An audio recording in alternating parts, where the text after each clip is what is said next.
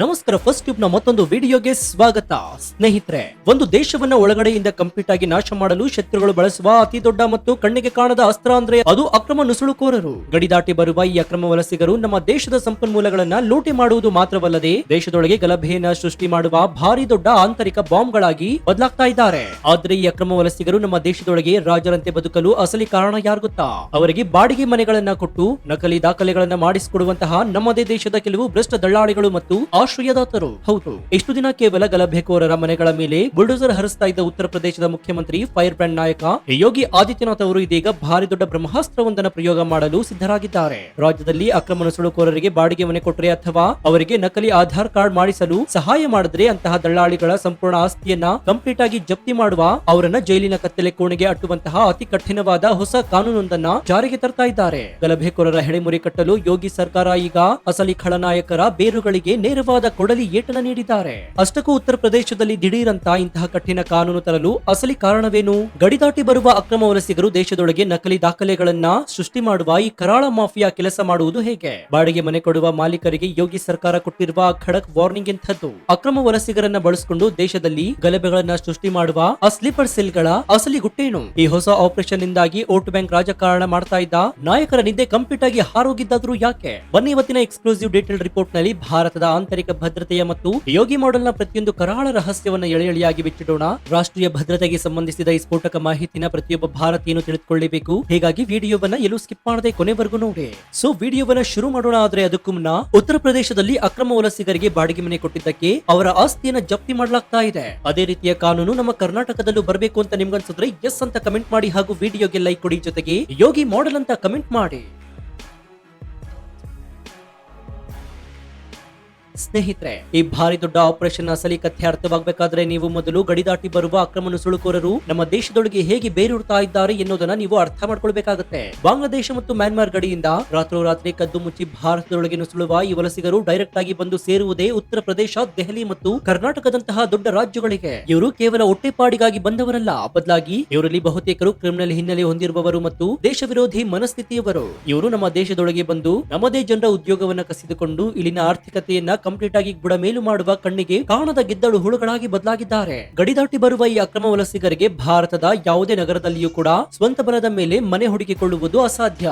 ಇಲ್ಲೇ ನೋಡಿ ಎಂಟ್ರಿ ಕೊಡೋದು ನಮ್ಮದೇ ದೇಶದ ಕೆಲವು ಭ್ರಷ್ಟ ಆಶ್ರಯದಾತರು ಮತ್ತು ದಳ್ಳಾಳಿಗಳು. ಸ್ವಲ್ಪ ಹೆಚ್ಚು ಬಾಡಿಗೆ ಸಿಗುತ್ತೆ ಎನ್ನುವ ದುರಾಸೆಗೆ ಬಿದ್ದು ಕೆಲವು ಮನೆ ಮಾಲೀಕರು ಯಾವುದೇ ಪೊಲೀಸ್ ವೆರಿಫಿಕೇಶನ್ ಮಾಡಿಸದೆ ಈ ಅಕ್ರಮಕೋರರಿಗೆ ಮನೆಗಳನ್ನ ಬಾಡಿಗೆ ಕೊಡ್ತಾರೆ. ಇನ್ನು ಕೆಲವು ಏಜೆಂಟ್ಗಳು ಕೇವಲ 500,000 ರೂಪಾಯಿ ಲಂಚವನ್ನ ಪಡೆದುಕೊಂಡು ಈ ವಲಸಿಗರಿಗೆ ಲೋಕಲ್ ವಿಳಾಸವನ್ನ ನೀಡಿ ಆಶ್ರಯವನ್ನ ಕೊಡ್ತಾರೆ. ಈ ದೇಶದ್ರೋಹಿ ದಳ್ಳಾಳಿಗಳ ಕೃಪೆಯಿಂದಾಗಿ ಇಂದು ಲಕ್ಷಾಂತರ ಅಕ್ರಮ ವಲಸಿಗರು ನಮ್ಮ ನಗರದಲ್ಲಿ ಅಕ್ಷರಶಃ ರಾಜರಂತೆ ಬದುಕ್ತಾ ಇದ್ದಾರೆ. ಇವರೇ ನಮ್ಮ ದೇಶದ ಆಂತರಿಕ ಭದ್ರತೆಗೆ ಅತಿ ದೊಡ್ಡ ಕ್ಯಾನ್ಸರ್ ಆಗಿದ್ದಾರೆ. ಮನೆ ಸಿಕ್ಕ ನಂತರ ಈ ಅಕ್ರಮ ವಲಸಿಗರು ಮಾಡುವ ಮೊದಲನೇ ಕೆಲಸ ಅಂತಂದ್ರೆ ತಮ್ಮ ಗುರುತನ್ನ ಬದಲಾಯಿಸಿಕೊಳ್ಳೋದು. ಇದಕ್ಕಾಗಿ ಉತ್ತರ ಪ್ರದೇಶದ ಮೂಲೆ ಮೂಲೆಯಲ್ಲಿ ನಕಲಿ ದಾಖಲೆಗಳನ್ನ ಸೃಷ್ಟಿಸುವ ಭಾರಿ ದೊಡ್ಡ ಫೇಕ್ ಐಡೆಂಟಿಟಿ ಮಾಫಿಯಾ ನಿರಂತರವಾಗಿ ಕೆಲಸ ಮಾಡ್ತಾ ಇದೆ. ಲೋಕಲ್ ಕಾರ್ಪೊರೇಟರ್ ಗಳ ಮತ್ತು ಭ್ರಷ್ಟ ಅಧಿಕಾರಿಗಳ ಸಹಾಯದಿಂದ ಈ ವಲಸಿಗರಿಗೆ ಕೇವಲ ಒಂದೆರಡು ದಿನಗಳಲ್ಲಿ ನಕಲಿ ಆಧಾರ್ ಕಾರ್ಡ್, ರೇಷನ್ ಕಾರ್ಡ್ ಮತ್ತು ವೋಟರ್ ಐಡಿಗಳನ್ನ ರೆಡಿ ಮಾಡಿ ಕೊಡಲಾಗುತ್ತೆ. ಒಮ್ಮೆ ಈ ಭಾರತೀಯ ದಾಖಲೆಗಳು ಅವರ ಕೈ ಸೇರಿದ್ರೆ ಅವರನ್ನ ಪತ್ತೆ ಹಚ್ಚುವುದು ಸಾಕ್ಷಾತ್ ಗುಪ್ತಚರ ಇಲಾಖೆಗೂ ಕೂಡ ಕಷ್ಟವಾಗುತ್ತೆ. ಈ ನಕಲಿ ದಾಖಲೆಗಳ ಮೂಲಕ ಅವರು ಭಾರತದ ಅಧಿಕೃತ ನಾಗರಿಕರಾಗಿ ಬದಲಾಗಿ ಸರ್ಕಾರದ ಪ್ರತಿಯೊಂದು ಯೋಜನೆಯನ್ನು ಕೂಡ ಕಂಪ್ಲೀಟ್ ಆಗಿ ಲೂಟಿ ಮಾಡ್ತಾ ಇದ್ದಾರೆ. ಅಷ್ಟಕ್ಕೂ ಈ ಅಕ್ರಮ ವಲಸಿಗರನ್ನ ಕೇವಲ ವೋಟ್ ಬ್ಯಾಂಕ್ ಆಗಿ ಮಾತ್ರ ಬಳಸ್ತಾ ಇಲ್ಲ, ಬದಲಾಗಿ ಇವರನ್ನ ದೇಶದಲ್ಲಿ ಕೋಮು ಗಲಭೆಗಳನ್ನ ಸೃಷ್ಟಿ ಮಾಡುವ ಸ್ಲೀಪರ್ ಸೆಲ್ ಗಳಾಗಿ ಬಳಸಿಕೊಳ್ಳಲಾಗ್ತಾ ಇದೆ. ಗುಪ್ತಚರ ಇಲಾಖೆಯ ವರದಿಯ ಪ್ರಕಾರ ಉತ್ತರ ಪ್ರದೇಶದಲ್ಲಿ ಇತ್ತೀಚೆಗೆ ನಡೆದ ಹಲವು ಗಲಭೆಗಳಲ್ಲಿ ಮತ್ತು ಕಲ್ಲು ತೂರಾಟದ ಪ್ರಕರಣಗಳಲ್ಲಿ ಅರೆಸ್ಟ್ ಆದವರಲ್ಲಿ ಬಹುತೇಕರು ಇದೇ ಅಕ್ರಮ ವಲಸಿಗರು. ಯಾರು ಇವರಿಗೆ ಆಶ್ರಯವನ್ನು ಕೊಟ್ಟಿರ್ತಾರೋ ಅದೇ ನಾಯಕರು ಗಲಭೆಯ ಸಮಯದಲ್ಲಿ ಇವರಿಗೆ ಕೈಗೆ ಕಲ್ಲು ಮತ್ತು ಪೆಟ್ರೋಲ್ ಬಾಂಬ್ ಗಳನ್ನ ಕೊಟ್ಟು ರಸ್ತೆಗಿಳಿಸ್ತಾ ಇದ್ದಾರೆ. ಗಲಭೆ ಮುಗಿದ ತಕ್ಷಣ ಇವರು ಮತ್ತೆ ತಮ್ಮ ಬಾಡಿಗೆ ಮನೆಗಳಲ್ಲಿ ಸೈಲೆಂಟ್ ಆಗಿ ಅವಿತ್ಕೊಂಡ್ಬಿಡ್ತಾರೆ. ಈ ಕರಾಳ ಸತ್ಯ ಯೋಗಿ ಆದಿತ್ಯನಾಥ್ ಅವರ ಗಮನಕ್ಕೆ ಬಂದ ತಕ್ಷಣವೇ ಇಡೀ ಉತ್ತರ ಪ್ರದೇಶದ ಪೊಲೀಸ್ ಇಲಾಖೆ ಭಾರಿ ದೊಡ್ಡ ಐ ಅಲರ್ಟ್ ಮೋಡ್ ಗೆ ಶಿಫ್ಟ್ ಆಯಿತು. ಗಲಭೆಕೋರರ ಮನೆ ಕೆಡವುದರೆ ಸಾಲದು, ಆ ಗಲಭೆಕೋರರನ್ನ ನಮ್ಮ ದೇಶದಲ್ಲಿ ಸಾಕ್ತಾ ಇರುವಂತಹ ಅಸಲಿ ದೇಶದ್ರೋಹಿಗಳನ್ನ ಮುಗಿಸಬೇಕು ಎನ್ನುವ ಪಕ್ಕಾ ಲೆಕ್ಕಾಚಾರ ಯೋಗಿ ಆದಿತ್ಯನಾಥ್ ಅವರದಾಗಿದೆ. ಇದಕ್ಕಾಗಿ ಯೋಗಿ ಸರ್ಕಾರ ಈಗ ಅತಿ ಕಠಿಣವಾದ ಕಾನೂನಿನ ಅಸ್ತ್ರವನ್ನ ಪ್ರಯೋಗ ಮಾಡ್ತಾ ಇದೆ. ಇನ್ ಮುಂದೆ ಉತ್ತರ ಪ್ರದೇಶದಲ್ಲಿ ಯಾವುದೇ ಮನೆ ಮಾಲೀಕ ಅಕ್ರಮ ನುಸುಳುಕೋರನಿಗೆ ಬಾಡಿಗೆ ಮನೆ ಕೊಟ್ಟರೆ ಕೇವಲ ಆ ನುಸುಳುಕೋರನನ್ನಷ್ಟೇ ಅಲ್ಲ, ಆ ಮಾಲೀಕನನ್ನು ಕೂಡ ಡೈರೆಕ್ಟ್ ಆಗಿ ಅರೆಸ್ಟ್ ಮಾಡಲಾಗುತ್ತೆ. ಇದಷ್ಟೇ ಅಲ್ಲದೆ ದೇಶದ್ರೋಹಿಗಳಿಗೆ ಆಶ್ರಯ ಕೊಟ್ಟ ಆಪಾದನೆಯ ಮೇಲೆ ಆ ಮನೆ ಮಾಲೀಕನ ಸಂಪೂರ್ಣ ಆಸ್ತಿಯನ್ನ ಸರ್ಕಾರ ಕಂಪ್ಲೀಟ್ ಆಗಿ ಮುಟ್ಟುಗೋಲು ಹಾಕಿಕೊಳ್ಳುತ್ತೆ. ಈ ವಾರ್ನಿಂಗ್ ಕೇಳಿದ ತಕ್ಷಣ ಅಕ್ರಮ ನುಸುಳುಕೋರರಿಗೆ ಮನೆ ಕೊಟ್ಟಿದ್ದ ಮಾಲೀಕರ ಎದೆಯಲ್ಲಿ ಅಕ್ಷರಶಃ ನಡಕ ಶುರುವಾಗಿದೆ. ಈ ಹೊಸ ಕಾನೂನಿನ ಅಡಿಯಲ್ಲಿ ಪ್ರತಿಯೊಬ್ಬ ಮನೆ ಮಾಲೀಕನು ತನ್ನ ಬಾಡಿಗೆದಾರನ ಕಂಪ್ಲೀಟ್ ಹಿನ್ನೆಲೆಯನ್ನ ಪೊಲೀಸ್ ಠಾಣೆಯಲ್ಲಿ ರಿಜಿಸ್ಟರ್ ಮಾಡಿಸಲೇಬೇಕಾದ ಮಾಡಬೇಕಾದ ಕಡ್ಡಾಯ ನಿಯಮವನ್ನ ಜಾರಿಗೆ ತರಲಾಗಿದೆ. ಯಾವುದೇ ವ್ಯಕ್ತಿಗೆ ಮನೆ ಕೊಡುವ ಮುನ್ನ ಆತನ ಅಸಲಿ ಆಧಾರ್ ಕಾರ್ಡ್, ಆತನ ಹಳೆಯ ವಿಳಾಸ ಮತ್ತು ಆತನ ಉದ್ಯೋಗದ ಕಂಪ್ಲೀಟ್ ಮಾಹಿತಿಯನ್ನ ಪೊಲೀಸರಿಗೆ ನೀಡಲೇಬೇಕು. ಒಂದ್ ವೇಳೆ ಪೊಲೀಸ್ ವೆರಿಫಿಕೇಶನ್ ಮಾಡಿಸದೆ ಮನೆ ಬಾಡಿಗೆ ಕೊಟ್ಟರೆ ಮತ್ತು ಆತ ಅಕ್ರಮ ವಲಸಿಗ ಅಂತ ಪ್ರೂವ್ ಆದ್ರೆ ಆ ಮನೆ ಮಾಲೀಕನ ವಿರುದ್ಧ ದೇಶದ್ರೋಹದ ಕೇಸ್ ದಾಖಲಿಸುವ ಭಾರಿ ದೊಡ್ಡ ಎಚ್ಚರಿಕೆಯನ್ನು ನೀಡಲಾಗಿದೆ. ಇದು ಸ್ಥಳೀಯ ಜನರಲ್ಲಿ ಭಾರಿ ದೊಡ್ಡ ಜಾಗೃತಿಯನ್ನ ಮತ್ತು ಭಯವನ್ನ ಏಕಕಾಲದಲ್ಲಿ ಸೃಷ್ಟಿ ಮಾಡಿದೆ. ಯೋಗಿ ಆದಿತ್ಯನಾಥ್ ಅವರ ಆಡಳಿತ ಅಂದ್ರೆ ಅಲ್ಲಿ ಬುಲ್ಡೋಸರ್ ಆಕ್ಷನ್ ಇಲ್ಲದೆ ಇರಲು ಸಾಧ್ಯವೇ ಇಲ್ಲ. ಆದ್ರೆ ಈ ಬಾರಿ ಬುಲ್ಡೋಸರ್ ಕೇವಲ ಗಲಭೆಕೋರರ ಮನೆಗೆ ಮಾತ್ರ ಸೀಮಿತವಾಗಿಲ್ಲ.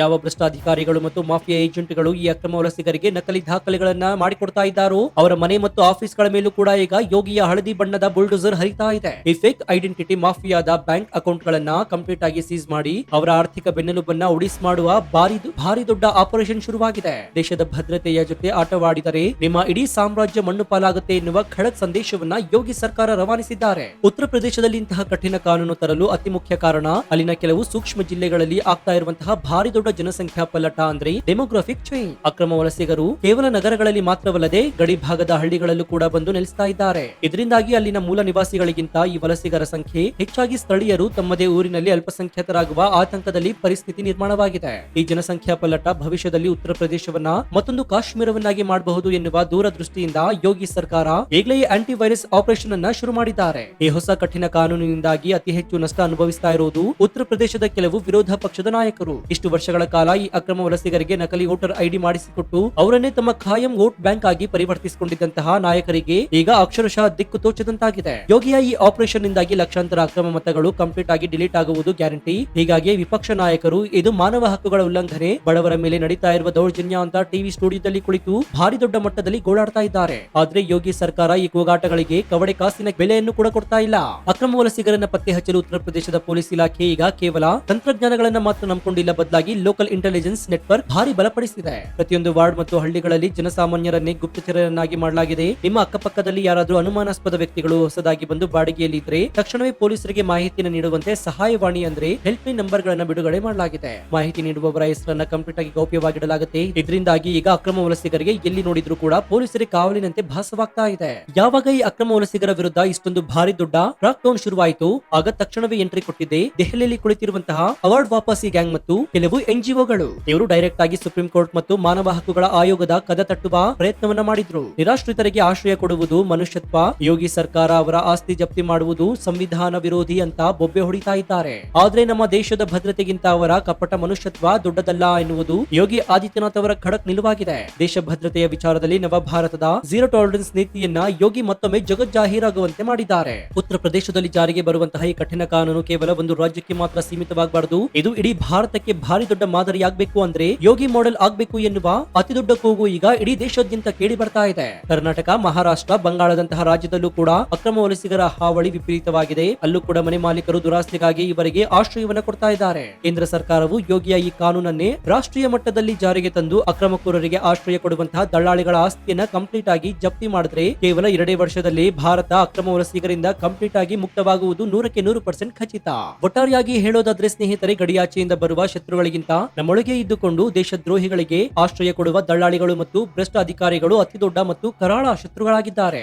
ಅಕ್ರಮ ವಲಸಿಗರಿಗೆ ಆಶ್ರಯ ನೀಡುವವರ ಆಸ್ತಿಯನ್ನ ಜಪ್ತಿ ಮಾಡಿ ಅವರನ್ನ ಜೈಲಿಗೆ ಅಟ್ಟುವಂತಹ ಯೋಗಿ ಆದಿತ್ಯನಾಥ್ ಅವರ ಈ ಹೊಸ ಬ್ರಹ್ಮಾಸ್ತ್ರ ದೇಶದ ಭದ್ರತೆಯಲ್ಲಿ ಒಂದು ಐತಿಹಾಸಿಕ ಮೈಲುಗಲ್ಲಾಗಿದೆ. ಗಲಭೆಕೋರರನ್ನ ಮತ್ತು ಸ್ಲೀಪರ್ ಸೆಲ್ ಗಳನ್ನ ಪೋಷಿಸುವ ಎಕೋಸಿಸ್ಟಮ್ ಅನ್ನ ಕಂಪ್ಲೀಟ್ ಆಗಿ ಉಡಿಸ್ ಮಾಡುವ ಈ ಮೆಗಾ ಆಪರೇಷನ್ ಗೆ ಇಡೀ ದೇಶದ ಜನತೆ ಹೆಮ್ಮೆಯಿಂದ ಬೆಂಬಲ ನೀಡಲೇಬೇಕಾದ ಸಮಯ ಬಂದಿದೆ. ಸೊ ನಿಮ್ಗೆ ಏನನ್ಸುತ್ತೆ? ಅಕ್ರಮ ನುಸುಳುಕೋರರಿಗೆ ಬಾಡಿಗೆ ಮನೆ ಕೊಟ್ಟರೆ ಅಥವಾ ನಕಲಿ ದಾಖಲೆ ಕೊಟ್ಟರೆ ಅಂತಹ ದೇಶದ್ರೋಹಿಗಳ ಆಸ್ತಿಯನ್ನ ಕಂಪ್ಲೀಟ್ ಆಗಿ ಜಪ್ತಿ ಮಾಡಬೇಕು ಎನ್ನುವ ಯೋಗಿ ಸರ್ಕಾರದ ನಿರ್ಧಾರ 100% ಸರಿಯಾಗಿದೆ ಅಂತ ನಿಮ್ಗೆ ಅನ್ಸುತ್ತಾ? ಗಲಭೆಗಳನ್ನ ಸೃಷ್ಟಿ ಮಾಡುವ ಸ್ಲೀಪರ್ ಸೆಲ್ ಗಳ ಹಿಡಿಮುರಿ ಕಟ್ಟಲು ಇದೇ ಯೋಗಿ ಮಾಡೆಲ್ ಕಾನೂನನ್ನ ಇಡೀ ಭಾರತದಾದ್ಯಂತ ಕಡ್ಡಾಯವಾಗಿ ಜಾರಿಗೆ ತರಬೇಕು ಎಂಬ ಮಾತಿಗೆ ನಿಮ್ಮ ಬೆಂಬಲ ಇದೆಯಾ? ಈಗಲೇ ನಿಮ್ಮ ಅತ್ಯಂತ ಪ್ರಮುಖವಾದ ತಾರ್ಕಿಕ ಲೆಕ್ಕಾಚಾರ ಮತ್ತು ಪ್ರಾಮಾಣಿಕ ಅನಿಸಿಕೆಯನ್ನು ಕಮೆಂಟ್ ಬಾಕ್ಸ್ ನಲ್ಲಿ ತಪ್ಪದೆ ತಿಳಿಸಿ ಮುಕ್ತವಾಗಿ ಚರ್ಚಿಸೋಣ.